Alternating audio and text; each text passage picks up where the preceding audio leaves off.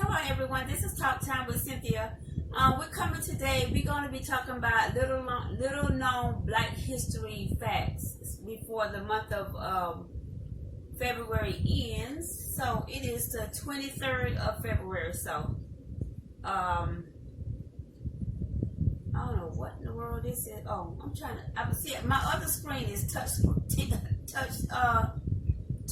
screen, and I'm trying to put my hand on there. But anyway, so what usually happens, I'll read the article, and then after I read the article, I'll give my point of view of the article at the end of the video. So if you would like to stick in there until we get to the end of the article, then you'll hear what I have to say about it.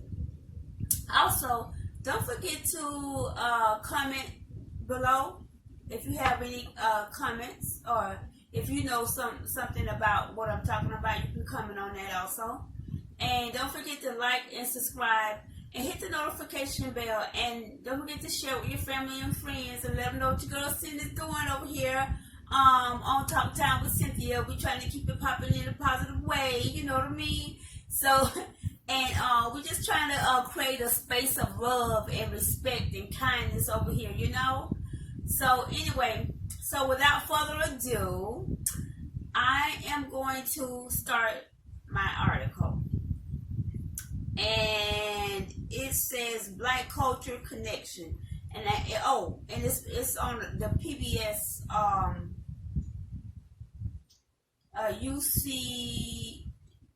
WUCF. So it's on their site. It says 10 little known Black history facts. Okay, so history is often reduced to a handful of memorable moments and events. In Black history, those events even often include courageous stories like those of the Underground Railroad and historic moment like the famous I Have a Dream speech by Martin Luther King Jr. But these are only a few of the significance and important events to know and remember. In an effort to honor this expansive and growing history, Black History Month was established by way of a weekly celebration in February known as Negro History Week by historian Carter G. Woodson. But just as Black history is more than a month, so too are the numerous events and figures that are often overlooked during it. What follows is a list of some of those lesser known moments and facts in Black history. Then it says, before there was Rosa Parks, there was Claudette Colvin, Colvin. Okay, let's see what Miss Colvin added to our history. Most people think of Rosa Parks as the first person to refuse to give up her seat on a bus in Montgomery, Alabama. There were actually several women who came before her, one of whom was Claudette Colvin. It was March 2nd, 1955, when the 15-year-old schoolgirl refused to move to the back of the bus, 9 months before Rosa Parks' stand that launched the Montgomery bus boycott. Claudette had been studying Black leaders like Harriet Tubman in her segregated school, whose conversations had led to discussions around the current day Jim Crow laws. They were all experiencing when the bus driver ordered, they were all experiencing. When the bus driver ordered Claudette to get up, she refused. It felt like Sojourner Truth was on one side pushing me down, and Harriet Tubman was on the other side of me pushing me down. I couldn't get up. Claudette Colvin's stand didn't stop there. Arrested and thrown in jail, she was one of 4 women who challenged the segregation law in court. If Browder v. Gale became the court case that successfully overturned bus segregation laws in both Montgomery and Alabama. Why has Claudette's story been largely forgotten? At the time, the NAACP and other black organizations felt Rosa Parks made a better icon for the movement than a teenager. As an adult with the right look, Rosa Parks was also the secretary of the NAACP and was both well known and respected. People would associate her with the middle class, and that would attract support for the cause. But the struggle to end segregation was often fought by young people, just like today, guys. More than half of which were women. So it's just down through history. The same thing happens today. We usually the first to get out there and try to make a difference. Not taking anything away from our men, but I don't know. So anyway, Martin Luther King Jr. improvised the most iconic part of his I Have a Dream speech. On Wednesday, August the 28th, 1963, and that was 5 years before I was born,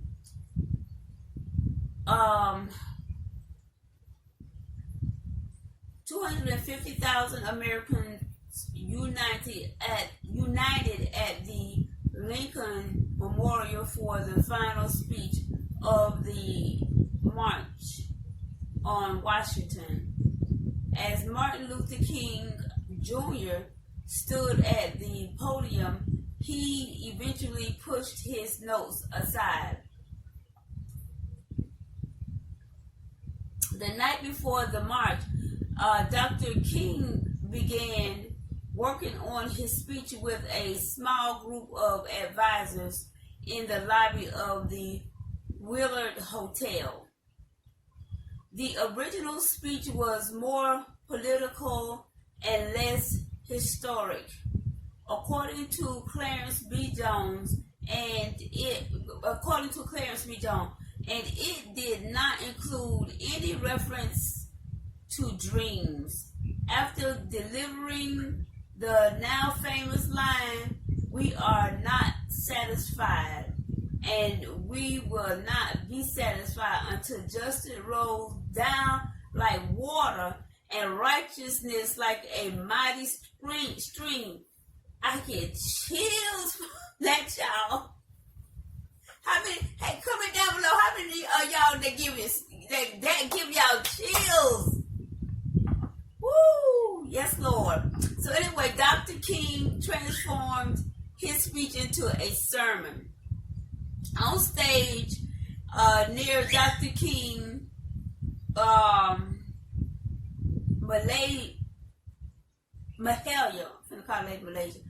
Mahalia Jackson reported, keep saying, tell him about the dream, Martin.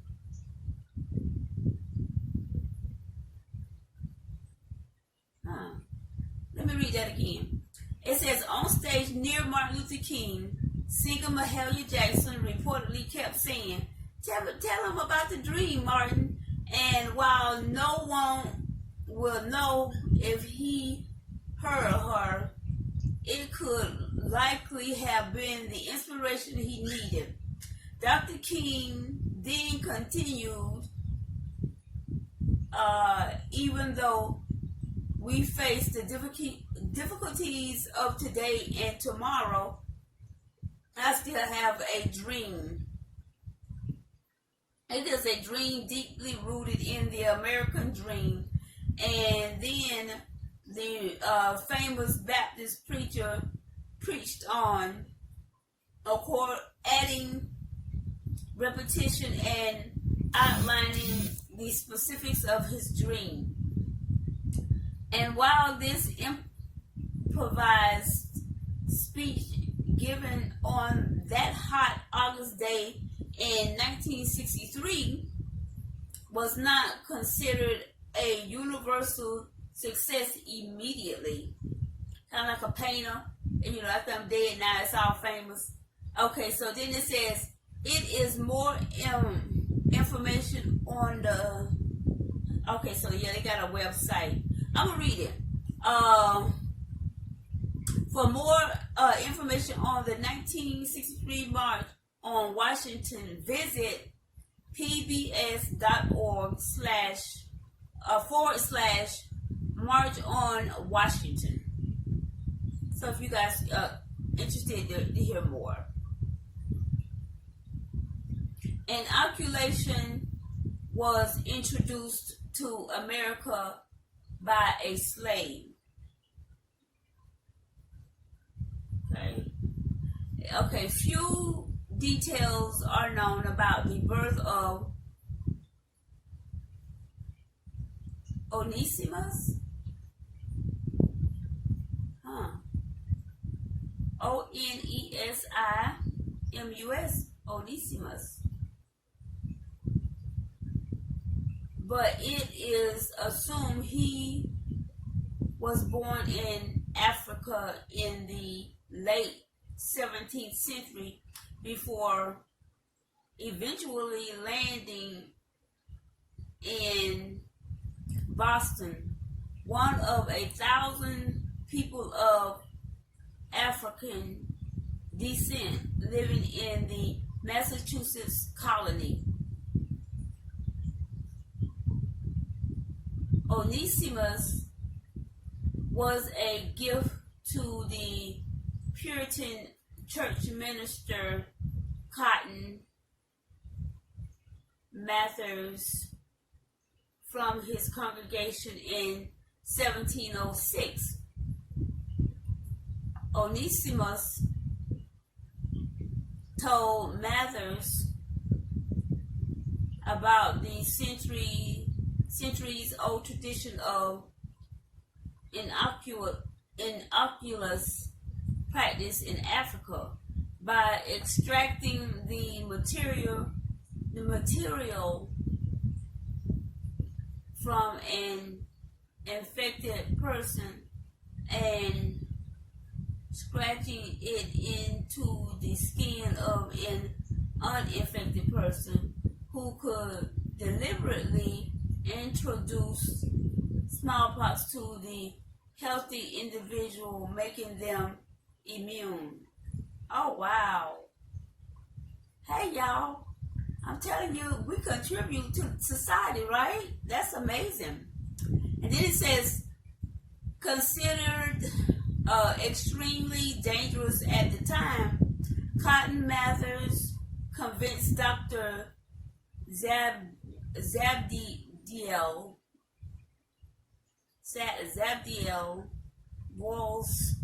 Boylston to experiment with the procedure when a smallpox epidemic hit Boston in 1721, and over 240 people were inoculated. posed politically, religiously, and medically in the United States and abroad.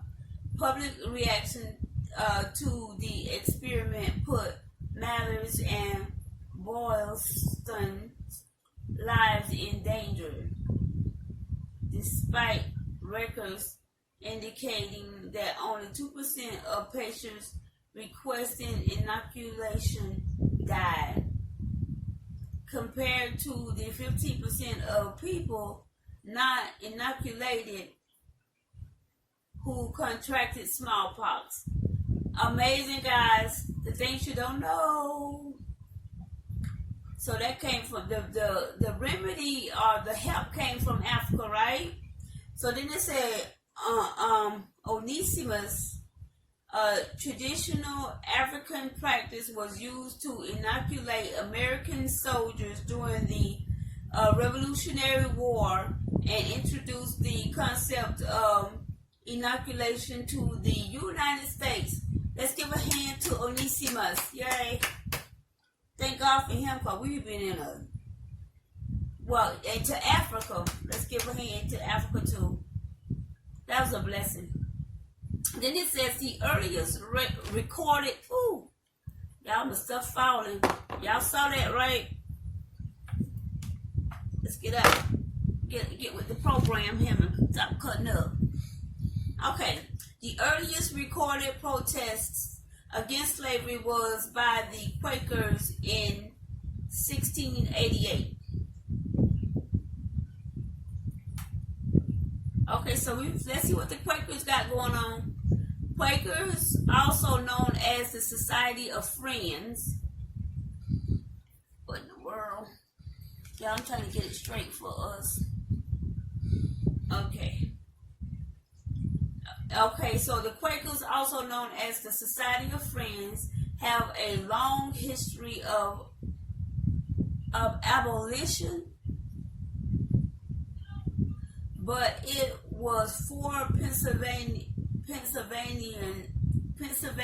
friends from Germantown who wrote the initial protest in the 17th century. They saw the slave trade as a grave injustice against their fellow men and used the golden rule to argue against such inhumane treatment. Regardless of skin color, we should do unto others as we would have them do, would have done unto ourselves. In their protest, they stated, "Pray what things in the world can be done worse towards us than if men should rob or steal us away and sell us for slaves to strange countries, separating husbands from their wives and children." Their protest against slavery and human trafficking was presented at a monthly meeting at Dublin in Philadelphia. The Dublin monthly meeting reviewed the protest, but sent it to the quarterly meeting, feeling it to be too serious as issue for their own meeting to decide.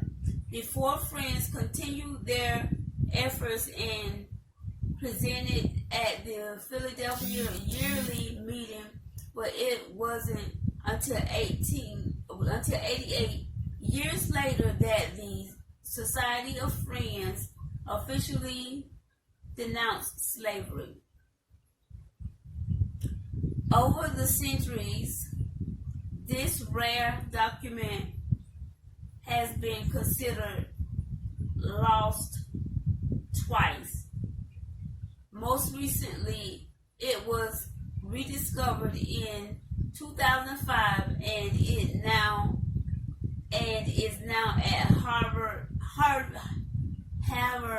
Ford College Special Collection.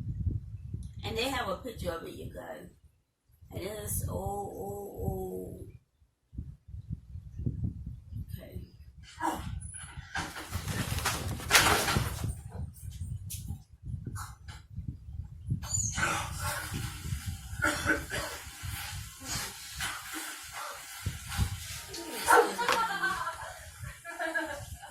That looks terrific. Okay, y'all, I know y'all saw me run off. That was my dog stepped on the remote. I thought somebody was in the house. I thought I had to fight. Look, I ain't going down without a fight. I'm just letting you know that right now. So you roll up on me up in my crib, you better be ready. You better be ready. I jumped off this chair so fast, I don't even know what I did. I think I pulled the cord out or something. Y'all forgive me for turning my back. But I was ready. I was ready for battle. I'm gonna let y'all know that right now. Listen, I'm reading Black History Facts, but listen. Look, I was ready. Okay? Just saying. So anyway, y'all, stop my joking around. But if somebody come to my house, I am going to try to protect myself, whatever way that's going to be. So anyway. Okay, I like my little blouse. My friend bought me my little blouse, a while ago, and I'm just not wearing it. I mean, some years ago, too, and it fits so nicely. I was in church today. So anyway, let me get back to my Black History Facts. So anyway, it says, of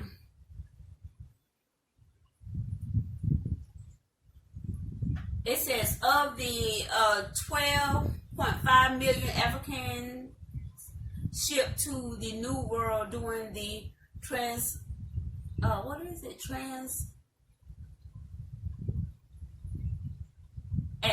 slave trade.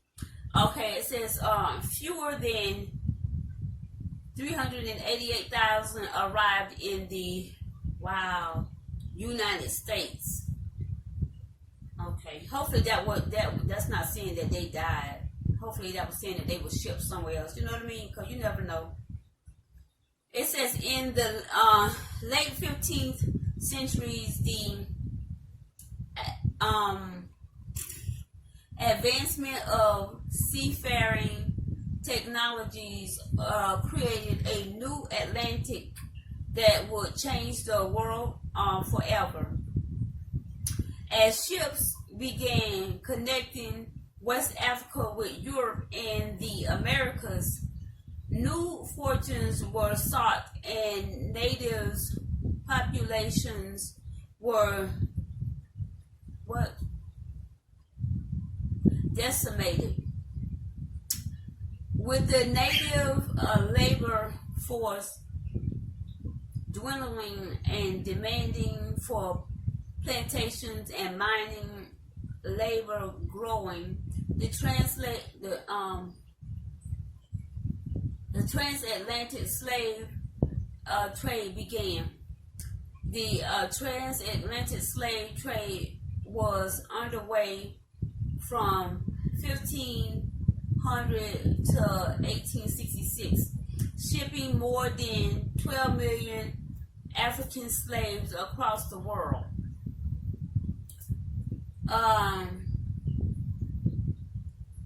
Of these slaves, only 10.7 million survived the dreaded Middle Passage.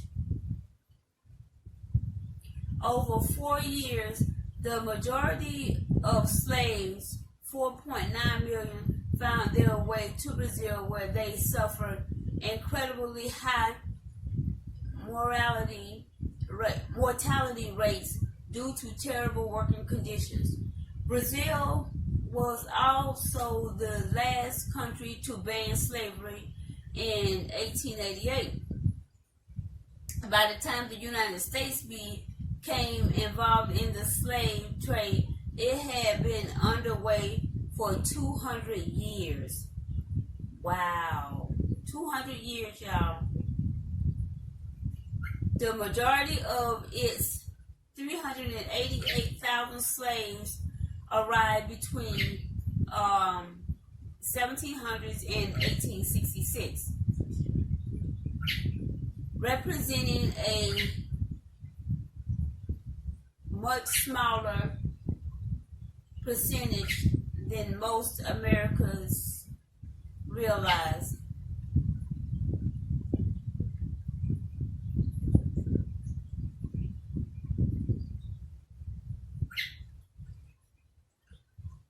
Wow, that was an interesting piece, right, guys? Then it says the diverse history of historical black colleges and universities. My bird is having a moment, so give me a minute. Okay, y'all, I had to get my bird out of here because he wanted to have a something to say in the conversation. Not gonna happen. My show. That's right. So then it says the diverse history of historical black colleges and universities. So, while Jewish and African Americans communities have a tumultuous shared history, when it comes to the pursuit of civil rights, there is a chapter that is often overlooked. In the 1930s, when Jewish academics from Germany and Australia, were dismissed from their teaching positions, many came to the United States looking for jobs due to the Depression, xenophobia, and rising anti-Semitism. Many found it difficult to find work, but more than 50 found positions at HBCUs. Wow. In the segregated South. Originally established to educate freed slaves to read and write. The first of the historically black colleges and universities were Cheney University in Pennsylvania, established in 1837. By the time Jewish professors arrived, the number of the HBCUs had grown to 78 at a time when both Jews and African Americans were persecuted. Jewish professors in the black colleges found the environment comfortable and accepting, often creating special programs to provide opportunities to engage blacks and whites in meaningful conversation, often for the first time. See, that's what I'm talking about. Let's come together. In the years that followed, the interest of Jewish and African American communities increasingly diverged, but this once shared experience of discrimination and interracial cooperation remains a key part of the civil rights movement. Okay. I'm going to put you on.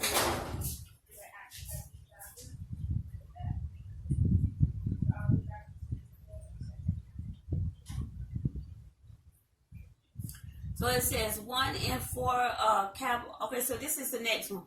1 in 4 Cowboys was black, despite the stories told in popular books and stories. Little known black facts, guys. This is so fun. This is so much fun. And it says, in fact, it's believed that the real Lone Ranger was inspired by an African American man named Bass Reeves. I remember hearing about him. Reeves had been born a slave but escaped west during the Civil War, where he lived in what was then known as Indian Territory. He eventually became a deputy U.S. Marshal as a master of disguise, an expert marksman, had a Native American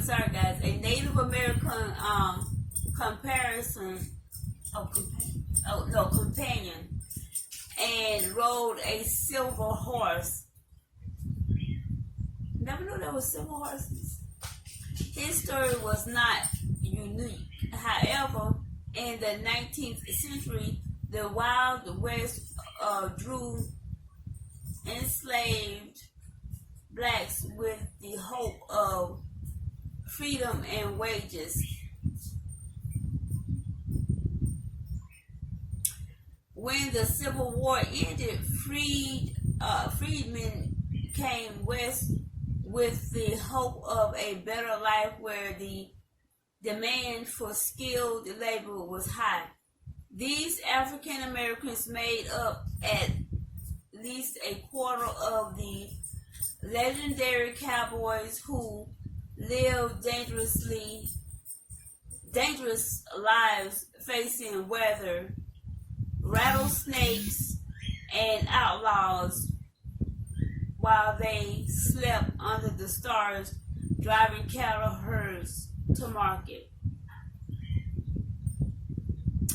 While there was little formal segregation in frontier towns and a great deal of personal freedom, black cowboys were often expected to do more of the work and the roughest jobs compared to their white counterparts. Loyalty did develop between the cowboys on a drive, but the black cowboys were typically responsible for breaking the horses and being the first ones to,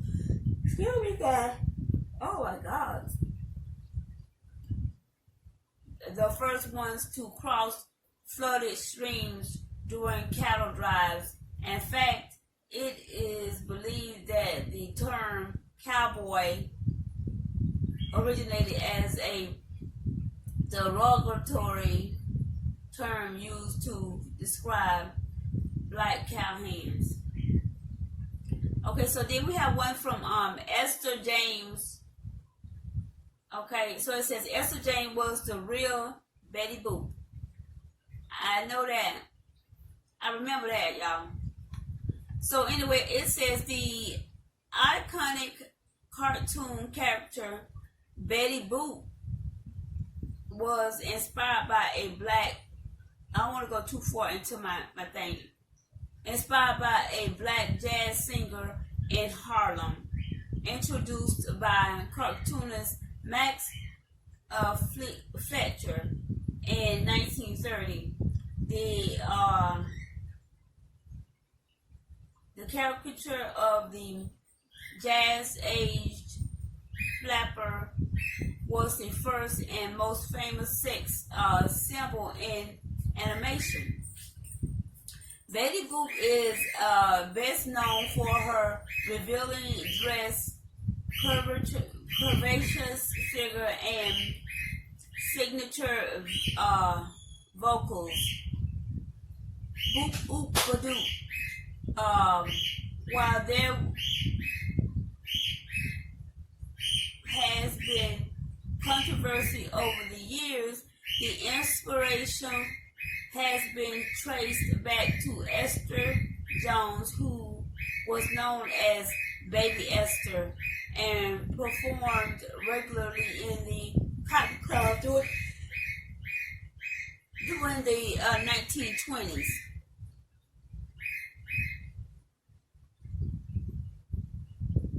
Baby Esther trademarked a vocal style of using boops and other childlike scat sounds attracted the attention of actress Helen Kane during a performance in the late 1920s. After seeing Baby Esther, Helen Kane adopted her style and began using boops in her songs as well, including fame early on. Finding fame early on, Helen Kane often included this baby style into her music. When Betty Boop were introduced, Kane promptly sued Fletcher and Paramount Public Corporation, stating they were using her image and style. However, video evidence came to light of Baby Esther performing in a nightclub, and the courts ruled against Helen Kane, stating she did not have exclusive right to the booping style or image, and that the style, in fact, predated her. Baby Esther's baby style did little to bring her mainstream fame, and she died in relative obscurities, but a piece of her lives on in the iconic character Betty Boop. Okay. And then it says, okay. And we're going to read this. This is going to be the last one. It's more, but this is going to be the last one,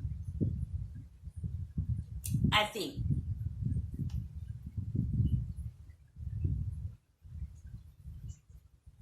It says the first licensed African American female pilot was named Bessie Coleman. I remember her, her in school. Born in Atlanta, Texas, in 1892, Bessie Coleman grew up in a world of harsh poverty, discrimination, and segregation. She moved to Chicago at 23 to seek her fortune, but found little opportunity there as well. Wild tales of flying exploits from returning World War I soldiers first inspired her to explore aviation, but she faced a double stigma in that dream, being both African American and a woman. She set her sights on France in order to reach her dreams, and began studying France. In 1920, Coleman crossed the ocean with all of her savings and the financial support of Robert Abbott, one of the first African American millionaires. Wow, back then, 1920. Over the next 7 months, she learned to fly, and in June of 1921, the Federation Aaron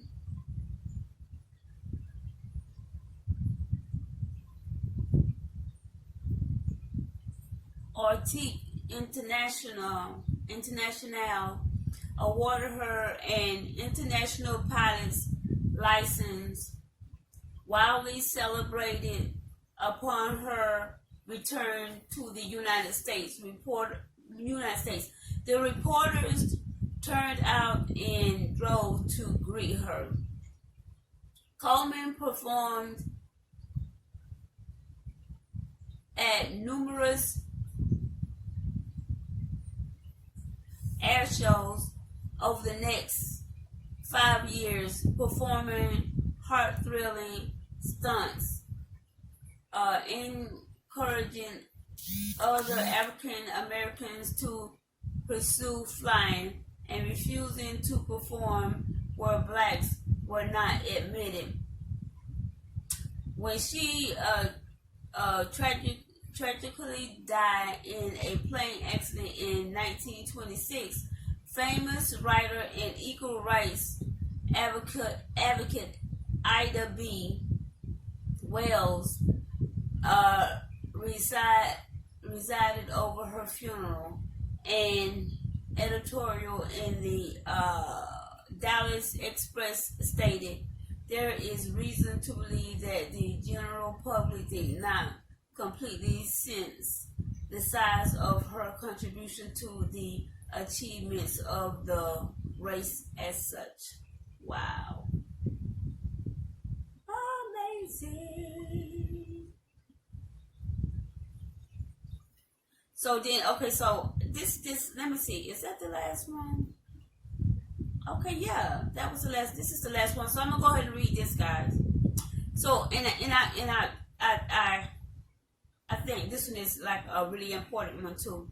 It says interracial marriage in the United States was banned in 1664 and not overturned until 1967.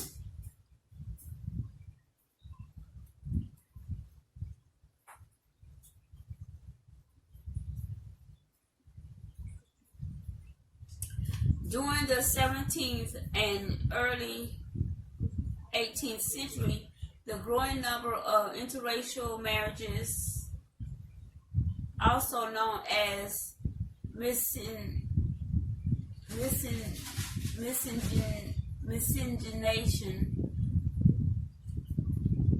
between blacks and whites, led to the passage of this new law. The first anti-miscegenation law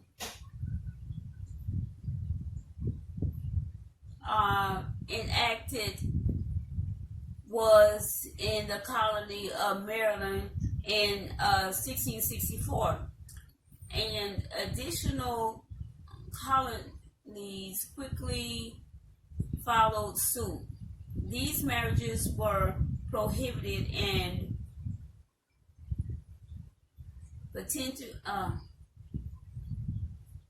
penalties included the enslavement, exile, or imprisonment of the white perpetrators.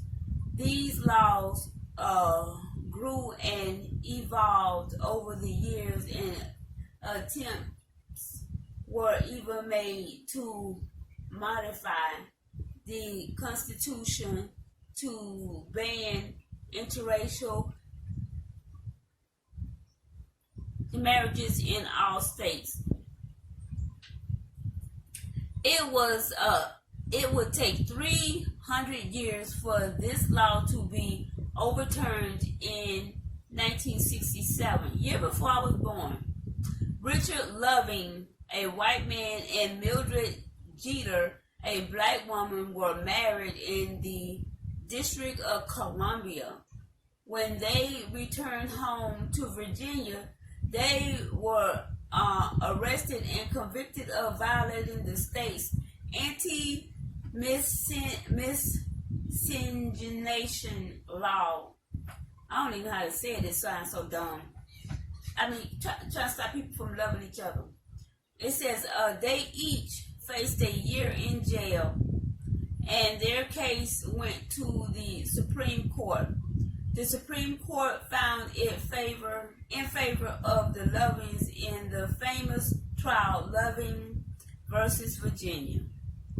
They ruled that prohibiting interracial marriage on state and local levels was unconstitutional this meant that marriages between the races were legal in the country for the first time since 1664.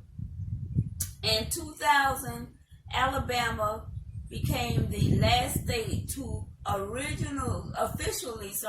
officially legalize interracial marriages by removing the unenforceable ban that was still contained in their state constitution. Wow. Okay. And that's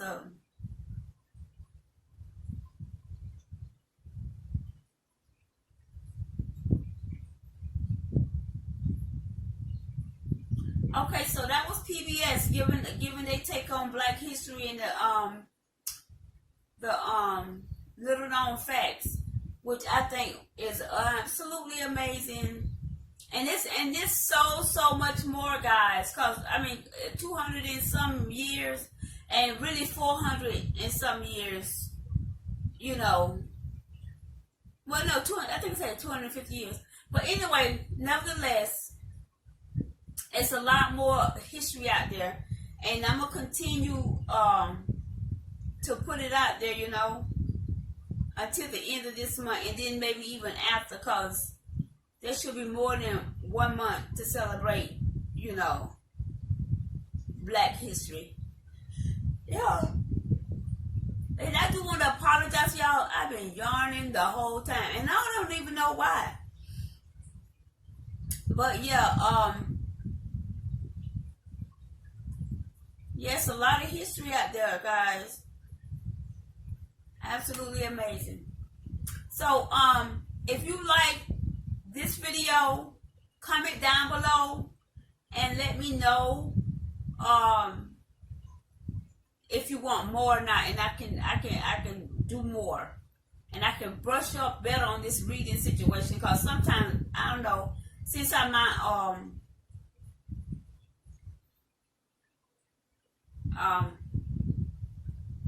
my health issues, I'm kind of like, you know. But anyway, I don't want to blame it on that, because I can do better, but I'm just brushing up on it. So, but I appreciate y'all patience with me with that. But like I said, don't forget to tell your family and friends what you're gonna sit is doing.